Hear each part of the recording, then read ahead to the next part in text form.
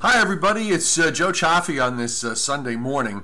Happen to be working this morning with the Giants game. If you happen to be going to the Giants game, I will be on the Jumbotron with the weather forecast. It usually comes on, I think, about an hour before the start of the game, and then it's back up again at the 2-minute warning. And it's I was actually there for it after I had pre-taped them and then went out to Giant Stadium and got to see myself out there. It never gets old. It is really, really a very, very cool thing. So if you happen to be out there, snap a picture for me and send it to me. You can send it to me on my Facebook page, or you could also post it on Twitter. I'll find it. Just get it to me, okay?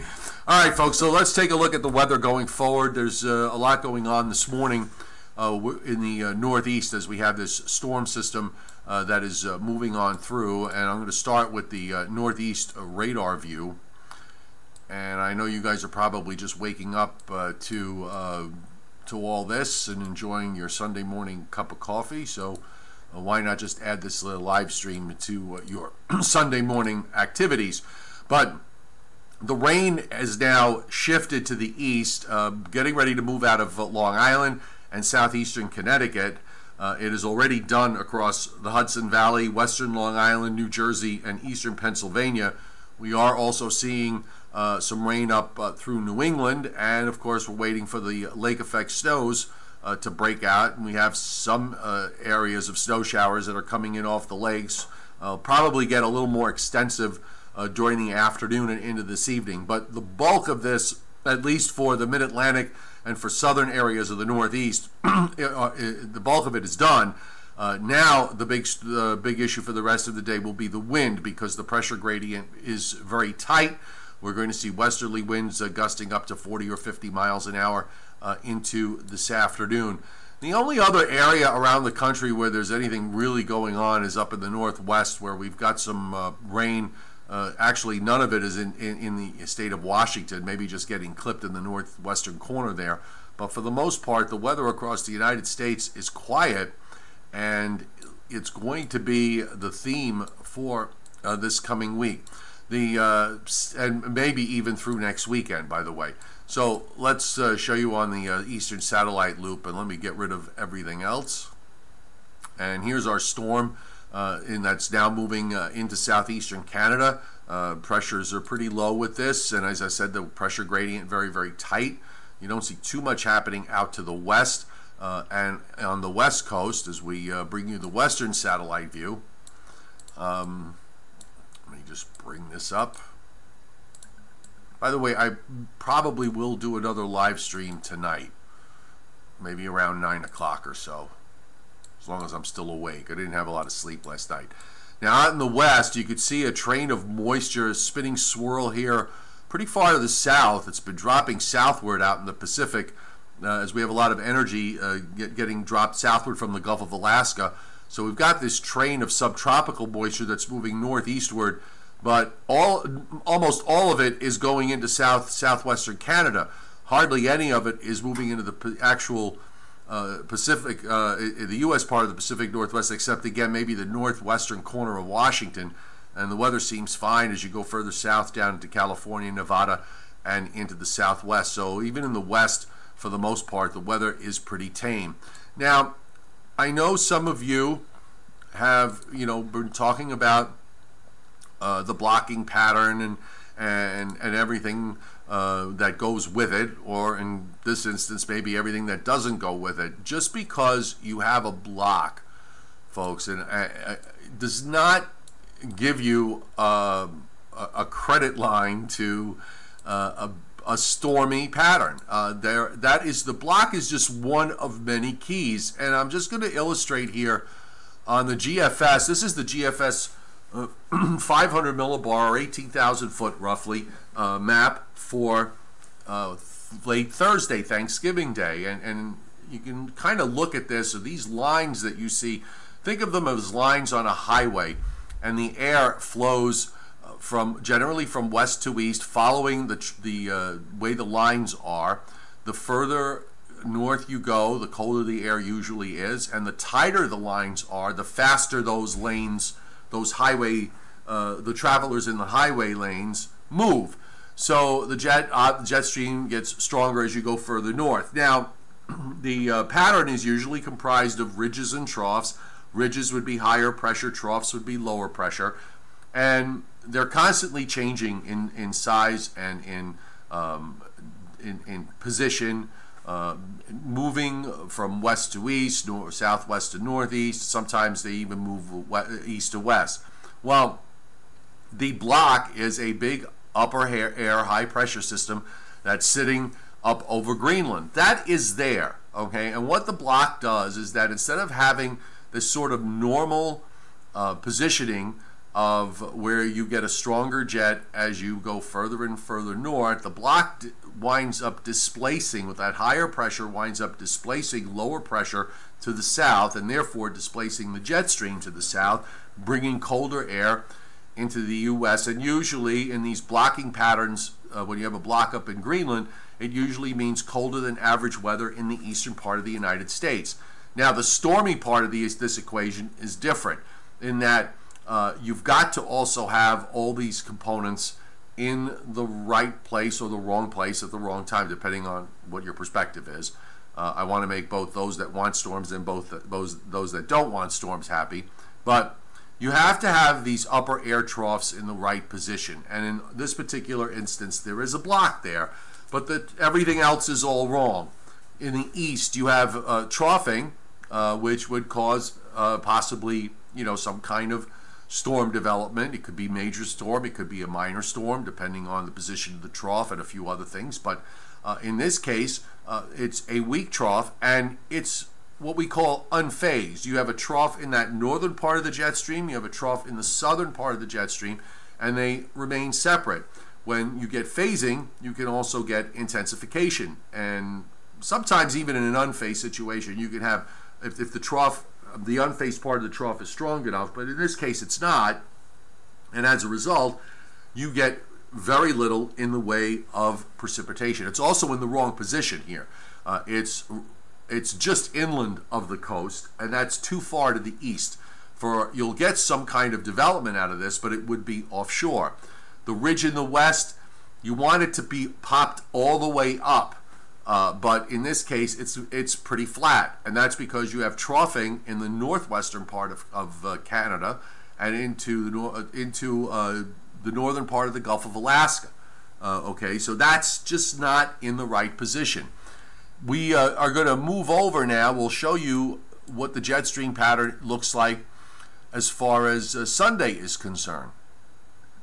And let me put this up here. And now, by Sunday, the jet stream pattern has changed somewhat in that it allows for colder air, a fairly cold shot of air, to come into the U.S., into the Midwest, and into the eastern part of the United States. The block is still up there, as you can see. The ridge now is not flat. It's popped up, but it's also in the Rockies. You want it, if you want a storm in the east, you're going to want that ridge closer to the west coast. It's a little bit too far to the east, so as a result, the trough that you see in the east, which is fairly deep, is also too far to the east. It's offshore. So while you have these sorts of setups like this, you can't really have any major storms, and for that matter, the way this trough sets up, you can't even have minor storms. So you sort of lose both ways. Now, I want to show you what the temperatures are going to look like overall, because again, it's November 19th, folks. It is not December 19th. So the normals are still fairly high, and you're going to be colder than average. This is the ensemble, the GFS ensemble forecast for temperatures for the 5 days starting today and going through November 24th. And you can see the large area of below normal temperatures pretty much everywhere east of the Mississippi, even extends down into parts of most of Texas.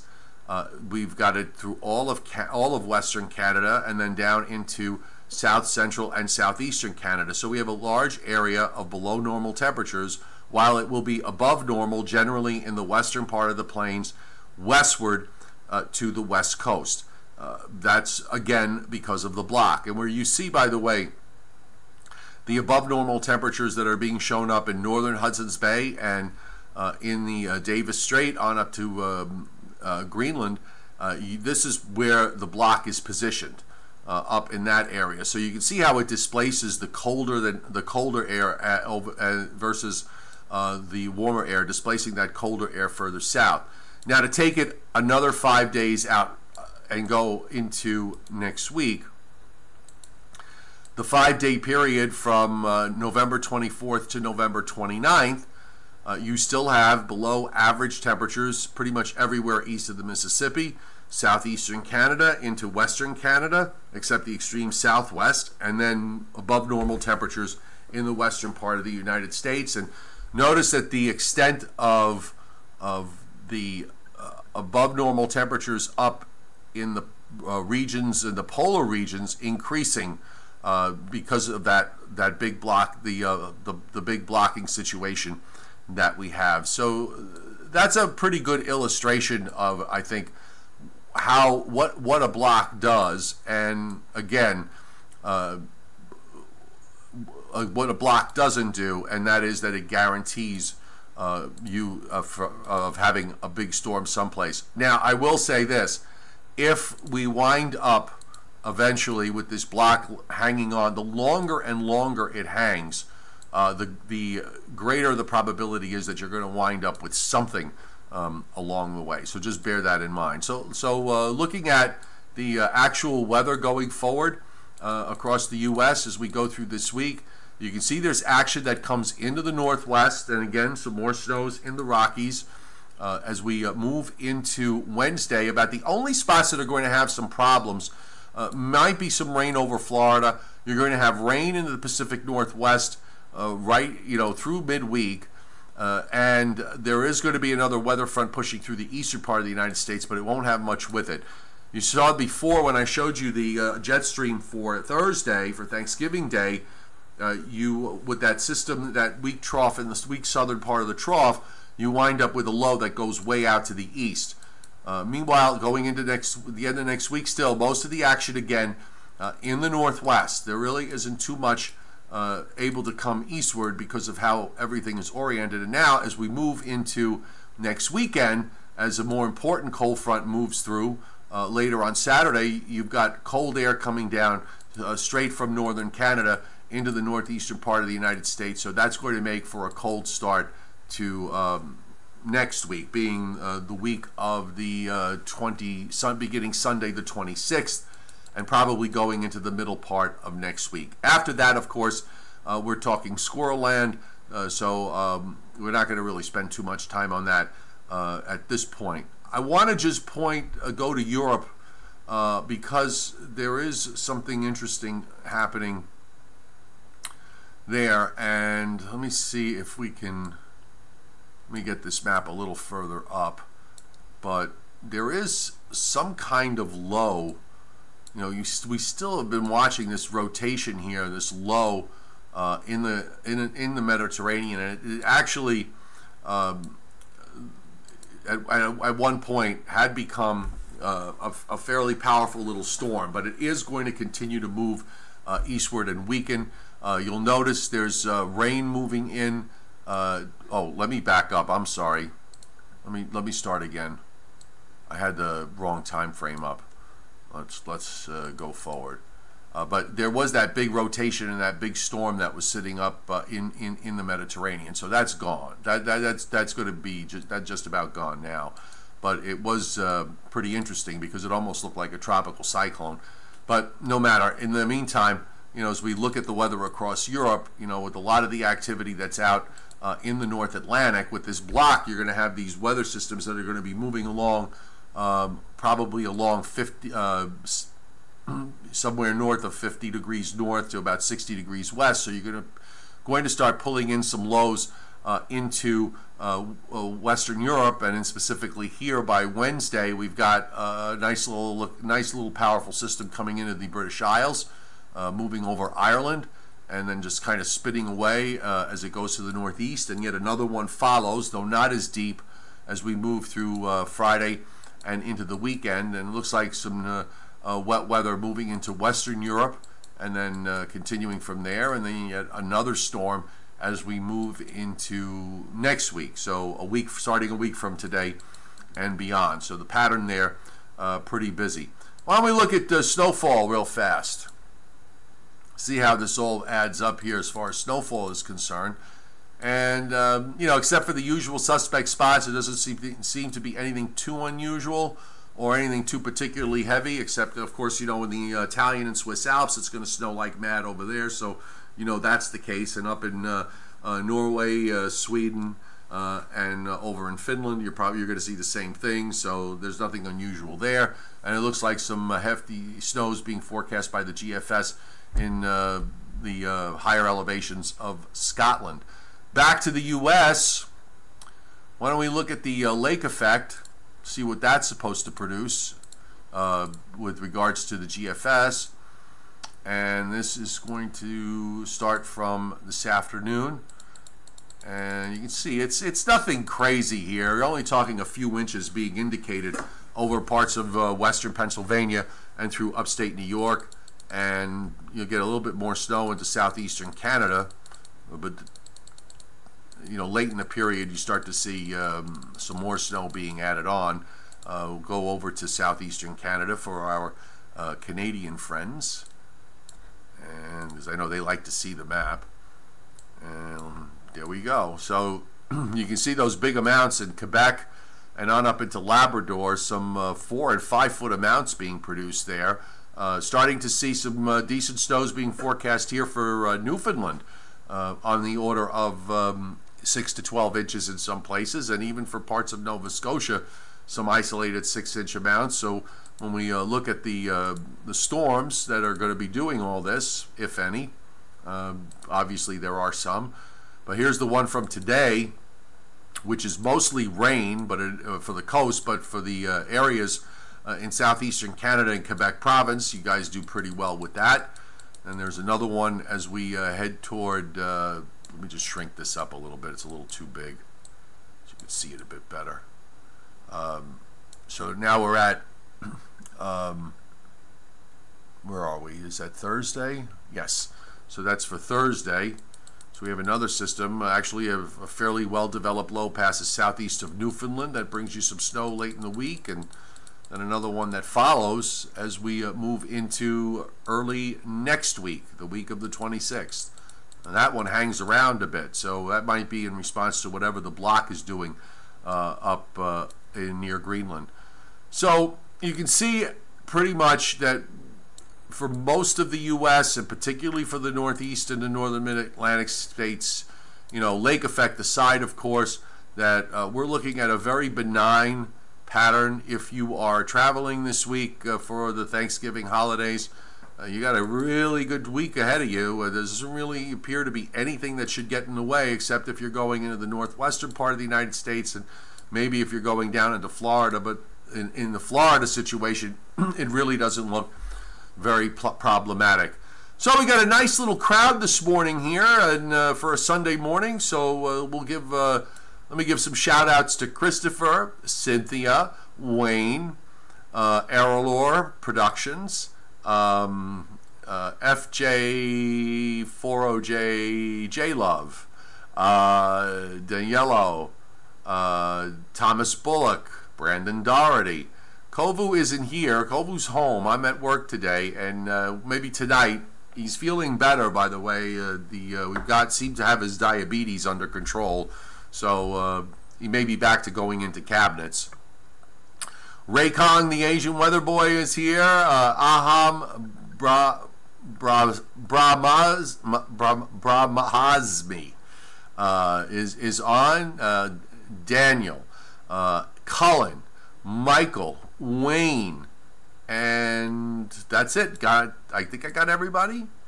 And Daniel. and Ryan Hastava, and Caden Williams. So everybody's here.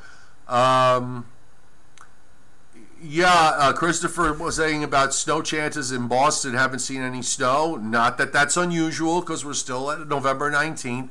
And any chance over the next 10 to 15 days? Well, certainly not in the next 7, it seems to me. Although it will be getting cold later next weekend, and it'll be chilly at times this week. But we don't see anything that really can trigger off anything substantial. Even with that blocking pattern, the rest of the jet stream is just not lined up correctly. So just give it time. Be very patient. We've got a long, we're not even started yet. We're pre-winter here. We're still in November, which is an autumn month, which, by the way, for a large chunk of the eastern U.S., the eastern half of the United States and back along the northern tier, the month is below normal, and we have not had many below normal months or below average months around here in the last couple of years. This may only be the second or third month, depending on where you're located. John Zielinski, thank you. Are the models starting to stabilize at least a little bit? They are so nuts. One of the problems, John, and we pointed this out the other day, and this happens every time there's a blocking pattern that develops. Models don't handle blocks very well. Every run does something different with them. The other day we had a run that did something really different, was in that they came in very much the same.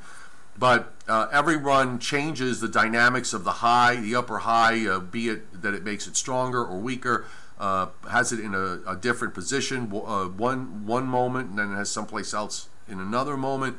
And that changes everything downstream. So I think we're still going to see that instability.